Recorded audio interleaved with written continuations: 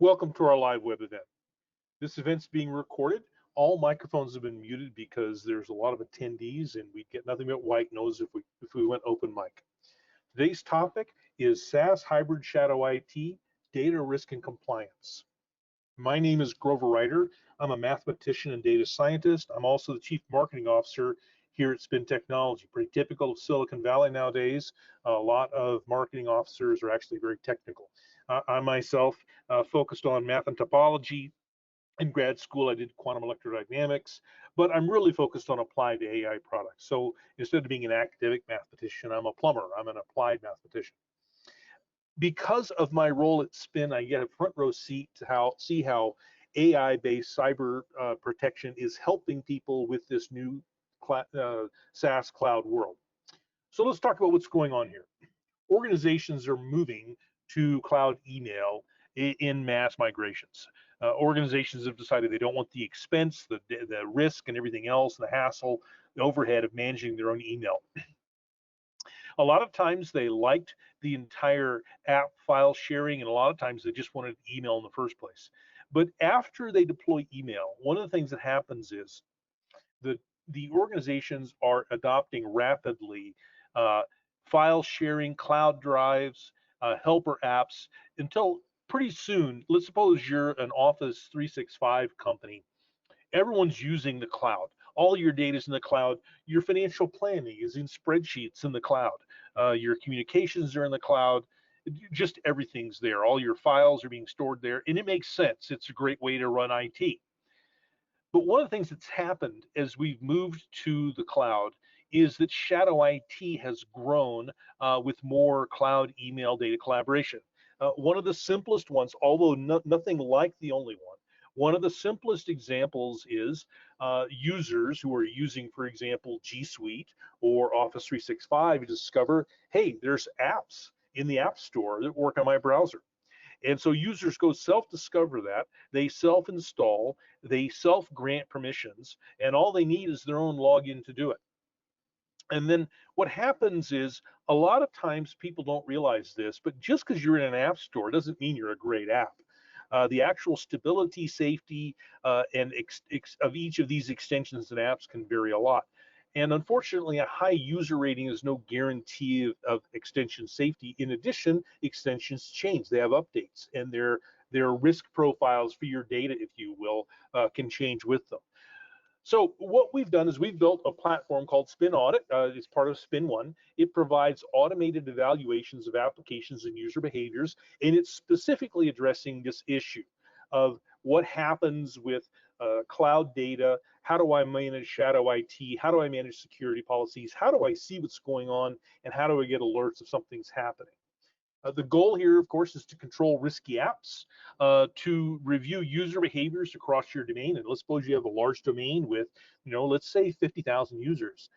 You need somebody watching what those users are doing with regard to the apps and the data you've got in your cloud. You also want to understand how your data is being shared.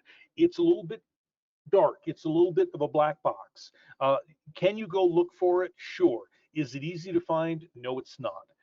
So if you want to deal with how data is being shared, and sometimes these are violations of in-house sharing. For example, you could have sharing only in your own domain, but they're sharing financial information inappropriately, or it could be outside of your domain.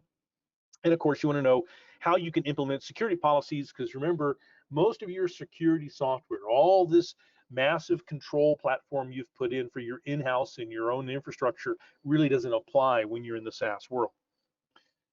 So let's deal a little bit with how cyber threats, and particularly ransomware, present identification challenges in your SaaS cloud world. First of all, these threats are constantly evolving. They have new methods and technology all the time. As organizations move to cloud and SaaS data apps, the attacks move to the cloud as well. And that's important to understand. The attacks don't remain inside your firewall, they've moved outside your firewall. Cloud data has a lot of advantages, sharing, versioning, control, etc. But it also presents a propagation mechanism for things like ransomware, data attacks, data exfiltration. So one of the things we promised to talk about here is AI. What's the role of artificial intelligence in managing SaaS cloud hybrid data? And so we're going to drill down just a minute. This happens to be an area of my specialty, so I'm going to dig in maybe a little bit down to the technical level, but we'll go pretty quickly here. First of all, one of the things that AI is doing is it's detecting patterns, but not like cyber fingerprints, more like cyber behaviors. And we use pattern detectors such as linear classifiers, nearest neighbor, boosted stumps, nonlinear support vector machines, neural nets, convolutional nets. We have some really powerful tools. There's a lot of tools that are available to us right now, and here at Spin, we're using those tools in the AI world. So let's take an example that's easy to understand at a human level. So we want to train artificial intelligence to identify tigers. The most important thing is to go out and get a large number of images of tigers. In this particular case, I've said we want at least 10 million images of tigers. But you also want 100,000 images that are not tigers that may look like tigers and be confusing. And so you want to train your AI, and it does a really good job. If you have smart tools and good processors and good data scientists, you can identify a tiger. You can deal with things like poor resolution, and you can deal with low light. AI is great stuff, but unless you've been super careful with what we call negative training in addition to training, you have a few issues. You can have small pattern identification failures. You can have false positives. You can have spoofing. And the solution is really simple. Don't just check how a tiger looks, check how a tiger behaves. And of course, this is really an intro to what do we do with cyber threats with cloud SaaS data. More so than with tigers, with cyber threats and ransomware, we don't have much to look at, but we have a lot of behavior. And what we see is that signature-based identification, that is looking for a fingerprint of the cyber threats, fails for two reasons. The first reason is rapid evolution. They're changing them all the time. They're using artificial intelligence to change their attacks. The second thing is in the cloud, you never even see a code. You never see a download. It's not downloaded to your infrastructure. It's out there in the cloud attacking your cloud data. So what we look for is behavior-based identification that works for cloud cyber attacks and ransomware detection. They can hide the code, but they can't hide the effects. With trained and refreshed AI engines like we have at Spin, you can detect in short periods of time, you can block and reverse the effects of ransomware and data encryption, and it scales. We can scale with the cloud, so we don't run out of firepower as we add users. What does this look like as an architecture? This is a very simplistic view, but it captures the essence. Whether it's for G Suite or Office 365, basically what a person does, the events we're tracking are things like, did you create a file? And there's a normative number of files that are created every day. Did you read a file? How many did you update? How often do they normally update? How often do people delete files? How often do they copy things? How often do they encrypt things? How often do they move things? And remember, when a lot of people think you use one algorithm, actually you usually have n multiple trained AI engines looking at these things differently. Sometimes we're using what we call confirmation engines, where we've got two different trained machine learning and AI platforms basically looking at the same behavior, and they check in with each other. They go, I'm seeing weird behavior. What's your weird behavior score here? And the other one reports back, my weird behavior score is red hot. We better do something. Or it may say, no, my weird behavior score hasn't triggered anything. And then the first engine will actually just monitor for another few number of seconds. Then if it's still going crazy, it's going to say, I don't care if I've got confirmation, I'm going to take some action. I'm going to stop the encryptions. I'm going to block the ransomware. And so this is why you want more than one type of AI. Good AI is usually very specific. It looks for a very specific pattern. It's solving a very specific problem. And we have a lot of multiple AI engines in our system. The other nice thing about the way this architecture works is it scales. The cloud doesn't run out of power. Google and Microsoft are not going to run out of cloud compute and cloud API and cloud network. They got all we need. And so what we do is we track what's going on, and as users are added, we can scale with that. Let's turn this over to Davit now. We have an expert with us. We're really lucky. Davit Asatryan here with us. We're looking at the Spin.AI dashboard, but I'll head into the Spin audit tool, also known as risk assessment here at Spin Technology. Great. So what we do is we launch a scan of the organization every time a new app is detected, and every time a new OAuth call is detected, and we look for all apps and extensions that are connected, regardless of what type of app they are. As long as they have an OAuth connection to your G Suite account, we are able to detect it and perform our necessary steps on it. So here we're taking a look at all the applications and extensions in our testing environment. And as you can see, each one has a couple of factors involved in the dashboard. First, we can see if the application is currently active or not. So does this app have an active OAuth access to your G Suite account? The last access is presented here, whether this is an application or an extension. On the third column, also even more information, whether it's from the marketplace or if it's not from the marketplace. This is very important as well for scoring purposes. Here you have the actual evaluation itself, the name of the application or extension, and the category that it belongs in. So even this stage right here, detecting all the apps and extensions, is very difficult in G Suite, as you have to go by user and by marketplace apps or domain installed applications. So this is presented all here, and once we detect these apps, we begin with the risk assessment. And I want to dig deeper into one specific extension, Bitmoji, very commonly known, and see what we do here.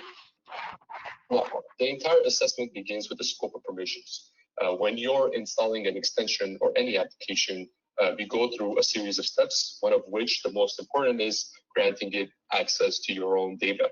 And this is critical because sometimes it can be an application that's granting too much access for its intended purposes or too little access. So that is also part of the evaluation. And we also want to display administrators as to what sort of access this specific extension has to these users. So you can see the scope of permissions, and you can see that this extension has access to one user, to which we can see here. Now, what our goal here at Spin is to present to administrators what possible business operation risks, security risks, and compliance risks these apps and extensions can impose on their organization. So we have this framework in place on the scoring model, and we have around 20 different categories that we take a look at. So let's see what's taken into consideration. You can see for business operation risk, for example, we take into consideration number of users. Is it too high, too little? Same with user ratings, developer reputation. Is this a developer that appeared in the web yesterday and released a new application, or do they have a verified history? They've been releasing a number of applications, and so forth. Update frequency is also commonly important as well. Is this app being supported frequently, or is it not been updated in a long time and can have a lot of bugs and patches that need to be done? Categories taken into consideration, and let's head into secure risks. So does this app or extension have an SSL certificate? Are there any known vulnerabilities? And we can see that in the case of Bitmoji, there have been 5 vulnerabilities that have been detected. Now, through this interface as well, I'm able to exactly find out what these vulnerabilities were. And as you can see, all the information is presented here to help administrators with their assessment. Going back into the actual assessment, as I mentioned, we want to take a look at the scope of permissions. Is it too much? Is it too little? And we can see that in the case of Bitmoji, it requests full access permissions. And our analysis has found that for its intended purpose, it is requesting full access permission to data, which is a very high risk event. Lastly, we want to take a look at the compliance risk. So with the sacrifice of giving access to this application of your data, you're granting it access to store your data as well. So we want to let you know how compliant this application or extension is. And we can see for the case of Bitmoji, it has a published privacy policy, is compliant with HIPPA, GDPR, CCPA, and the data is stored in the US and EU. And this is all included in the assessment. So you can see we have 3 categories here. Each category is weighted and for its own score, which makes up the total score over here of 62. So we just took a look at how to manually go through the assessment of an application and what factors are included in it. Now we want to take further action. So if we want to take manual action, what we can do is we can block list or allow list the app. And what this means is grant our users access to this app or restrict it. So in the case of block listing, what I can do is head here and block list the app for everyone or for certain users or OUs in my organization. In the case that I don't want to restrict everyone from using it, just these users here, I'm able to do that from here. And the same goes for allowing it. I can allow everyone to use this application or certain users for OUs. And you can see that this assessment, as we saw for Bitmoji, is available for all applications that are connected to our G Suite organization. You have the separate categories here of block list and allow list that you can classify apps in, and you can even filter through all types of apps that we have detected having all of the access to your organization. Now, what we showed here was a lot of manual steps, manually going through the application, manually going through the assessment, and deciding whether to grant or restrict access to it. Let's say you have numerous amounts of application extensions. You're a large organization and don't want to sit down here and manually do it for each app and extension. What can you do? And we have some baseline procedures in place. It all starts with the security settings and the default policies that you set up for apps and extensions. So you can create a more passive or a restrictive approach based on the needs of your organization. If you're already restricting access to everything in your organization, what you can do is take this restrictive approach by granting access to applications in the allow list only. Now, what this means is that each and every app and extension that is installed and connected to my organization will be automatically restricted unless it is sent in the allow list. And you can send applications or extensions to the allow list based off a security policy or based off manual action. Or you can take a different approach where you can revoke access to applications in the block list only and revoke access to extensions in the block list only. What this entails is that each and every app will be allowed in my organization unless it's sent to the block list by a security policy or by, again, manual action. So for the purposes of this demo, let's move forward with the strict approach where we're granting access to applications and extensions that are in the allow list only. And let's say I do not want to send applications or extensions to the allow list manually. How can I automate how apps are sent there?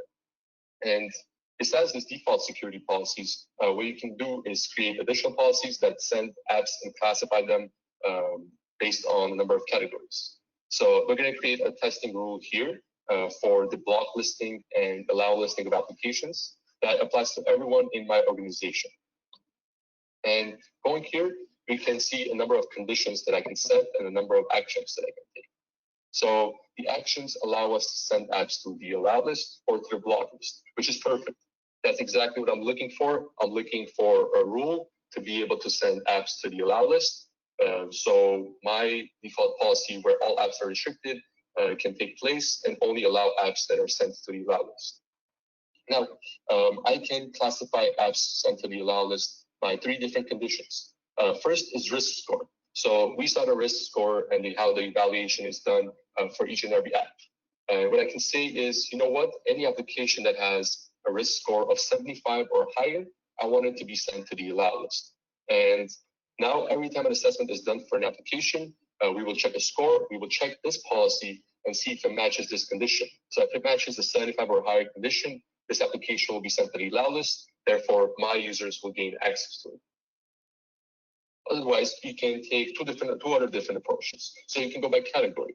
In the case that, hey, administrative tools are very important for my organization. So if it's an administrative tool, I want it to be automatically sent to the allow list. Or if it's an HR tool or anything else. And the same goes for vice versa. If you're creating rules to send applications or extensions to the block list, you can use the same conditions as well. Hey, games should not be allowed in my organization. Therefore, I want all applications or extensions with the category games to be blocklisted. And lastly, you can choose to classify apps and extensions by their name. So let's say I have Spin technology that I want the allow list, I can enter the name here or any other application that I would like. And the action is I would like it to be sent to the allow list. And once this rule is created, it will be on, and every time an application is detected, we will cross-check with these policies and take the necessary action and send it to the correct classification. So going back to the risk assessment menu, we just saw here how to automate the end-to-end process of detecting an app in the organization, performing an assessment of it, and all the business risks, security risk, and compliance risks you can impose, providing it with an evaluation score, and also classifying it by giving my users access to it or restricting access to it. And this is all, again, completely automated. Now, you may come across a situation where an approval process is needed. In the case that you're blocking a lot of applications in your organization, which is causing a lot of headaches for end users because they need this app for this purpose and they need this app for this purpose, you need a process that you can take to easily grant these users access, which is why we have released this approval process section that you see here. Now, once you connect a Spin Chrome extension for everyone in the organization, it will appear here. And every time an application or extension is blocked, your users will be able to see these apps and the full list here and take the ability to initiate the approval process. So in the case I need this application, full approvals here, and it is blocked, how can I do that? Say I am an end user and I have this Chrome extension and I see it's blocked. What I can do is open a ticket with my administrator through this Chrome extension. So I can say, hey, I need access to this extension. And what this will do once you initiate this ticket is it will open up a ticket here. So you can see over here that Emily has requested access to a Chrome extension named Piggy on this date, and it's waiting for action by an administrator. Now, what the administrator will be able to do is to head in here into the Spin platform and check out all the pending tasks that they have to do, all the tickets they have to either grant access or decline access to. We want to find out more information. So why does Emily need Piggy? And clicking on this will allow us to find that out. So we can see here the chat ticket that the end user had opened up. This extension will help me find discounts, for example. And now it's the administrator's place to take action. In case you need to speak with the end user more, you're able to continue the conversation through here, where the end user will be able to continue through the extension. Now, let's say you come across a situation where you have all the information and now you're deciding whether to grant or decline access to it. The next thing you can do is head over to the risk assessment. So why was this application automatically blocked by Spin? And you can go through what we did before with Bitmoji. You can go through the risk assessment and all these factors over here, understanding what is a very high security risk, what is a very low risk for my application and for my organization to connect to this application. And going through this, what you can do then is make your decision. You can either enable this application for everyone or for certain OUs, or decline access to everyone or certain OUs. And this will complete the approval process. So as you can see, your end users are able to very easily initiate this approval process through a Chrome extension, and you are able to take action through the Spin platform. Now we have automation for how our apps are scored and they're classified, and we also have the approval process in case modifications are needed on these classifications. And this is extremely crucial because you want to build your defense on all access that is given out from your organization. The future of ransomware is through applications, especially in the cloud, and with cloud adoption being at an all-time high. Most organizations are holding their critical and important information in these applications and in G Suite itself. So giving access to these applications entails some sort of risk. And we want here at Spin to be able to provide you the tools necessary to perform the assessments and actions that you need to take for your organization's safety. With that being said, I am done with my demonstration, Grover, and I'll turn it back to you. Thank you very much. And so just because people have been asking, we go ahead and put this in. We were showing Spin Audit, which is a very powerful tool. In addition to that, we have active backup, active ransomware protection, a lot of other features. You can go to our website, Spin.AI, and you can actually see the G Suite in the Office 365 there's a free trial. You can get started. So if people start the free trial, how long before they could be looking at some of these app audits and extension audits, Davit? How long does it take to get there? So it depends on the number of application extensions. It can be anywhere from up to a couple of minutes, up to a couple of hours, depending on the total amount for the full sync to be completed. But once you connect the application to your organization, we begin already importing all the apps and assessing them near real time. So you will be able to see it right away. Thank you very much. We appreciate your attendance today. This event has been recorded. We will follow up with people who had some private questions. If you have any needs, please go to our website at Spin.AI and you can contact us via forum. Thank you very much, Davit. That was great. It was a great look inside the product. So thank you very much for showing that and showing the new audit capabilities. Thank you for having me, Grover.